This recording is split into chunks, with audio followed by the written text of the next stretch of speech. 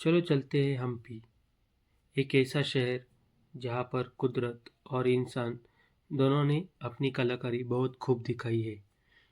हम्पी मेरे लिए sight seeing नहीं बल्कि एक अनुभव है और ये अनुभव जीने के लिए हर किसी को यहाँ आना पड़ेगा।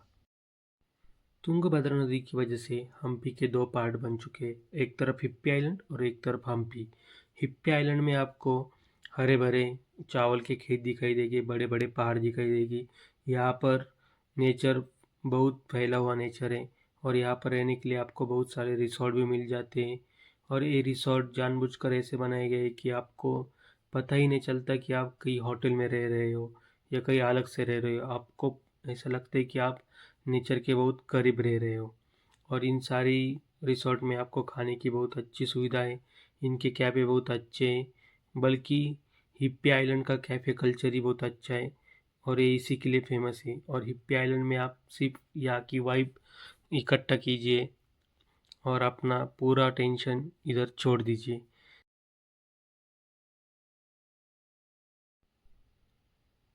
तो चलिए शुरू करते हैं हमारा डे 1 का सफ़र। तो हमारा पहला स्टॉप है अंजनाद्री हिल्स। अंजनाद्री हिल्स को श्री हनुमान जी का जन्म स्थान भी कहा जाता है और ये हम्पी का एक अट्रैक्टिव पॉइंट है जहाँ पर सब लोग जाना चाहते हैं। तो यहाँ जाने का रास्ता बहुत ही खूबसूरत था, पहाड़ों के बीच में से जाता है। आगे जाकर आपको हम्पी गाँव भी लगता है, तो उसके बाद आपको हरे भरे चावल के खेत भी लगते हैं। तो ये बहुत ही खूबसूरत ऐसा रास्ता करते करते हम पहुंच जाते हैं अंजनाद्री हिल्स।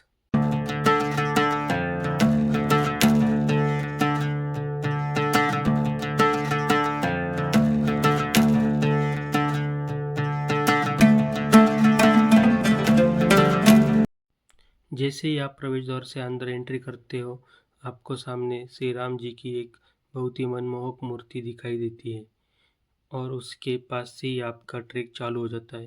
पर लेकिन इससे पहले आपको अपने जूते निकाल कर रखने पड़ते हैं और यहाँ पर आने के लिए आपको एक ड्रेस कोड भी है। तो उन इन सब चीज़ों का ख्याल रख कर ही आप यहाँ आ जाएँ। यहाँ जाने के लिए सीढ़ियाँ बनाई गई है और रुकने के लिए बेंचेस है, जहाँ से आपको पूरा एक खूबसूरत व्यू मिलता है, जिसको एंजॉय करते करते आप आगे बढ़ जाइए। ये पूरा रास्ता पत्थरों को काट के बनाया गया है, तो ये बहुत ही खूबसूरत ऐसा एहसास है।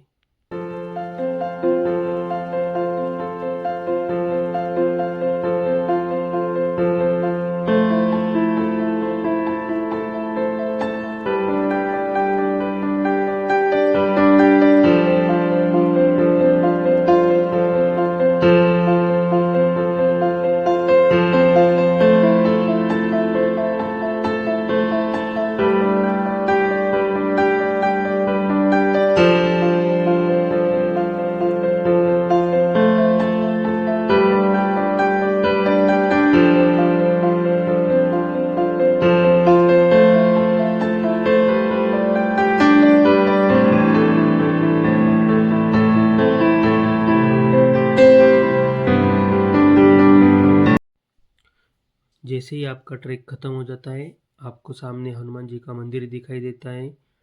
मंदिर में परमिशन नहीं है शूटिंग के लिए, तो आप वहाँ पे दर्शन लेके आप पूरे हम्पी का नज़ारा देख सकते हैं। यहाँ पे बड़े मात्रा में बंदर हैं, तो आपके पास कुछ खाने का सामान या बैग वगैरह होगा तो वो संभाल के रखिए और हो सके तो नीचे से हाथ में एक स्टिक लेकर चलिए, जिससे बंदर डर जाते हैं और वो आपके पास नहीं आएंगे।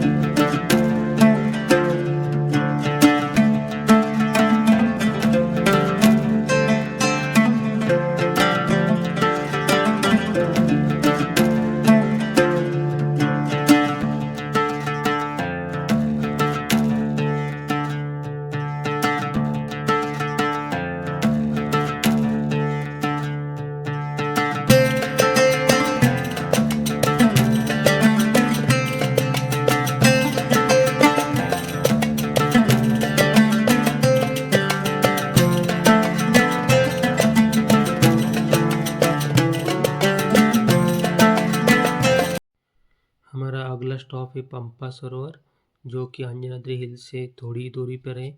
और इस जगह की खासियत ये है कि इस जगह पर शबरी माता ने श्री राम जी को बेर खिलाए थे।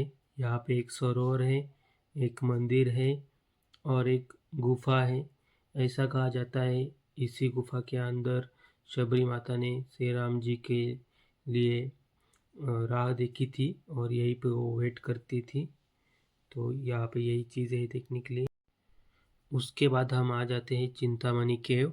ये तुंगभद्रा नदी के किनारे पर बसा हुआ बहुत ही सुंदर ऐसा मंदिर है।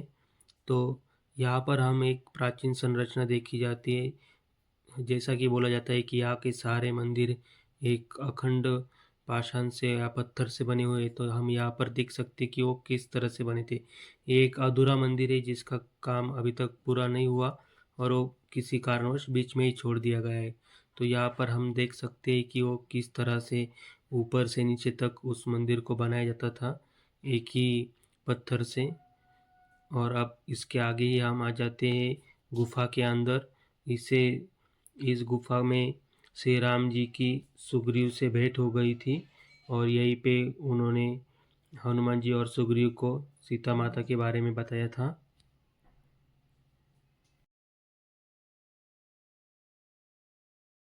दिन भर ये सारी ऐतिहासिक चीज़ें देखने के बाद हम शाम को आ गए हैं थोड़ा एडवेंचर करने सानापुर लेक, और वो है कोरेकल राइड।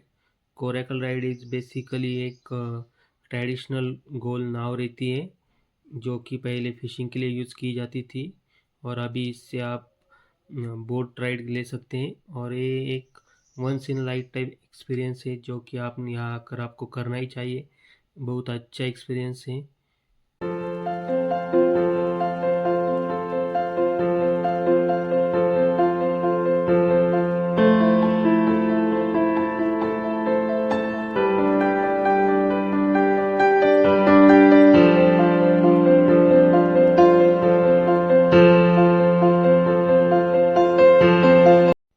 तो आज का दिन हमारा यहीं पे ख़त्म हो जाता है।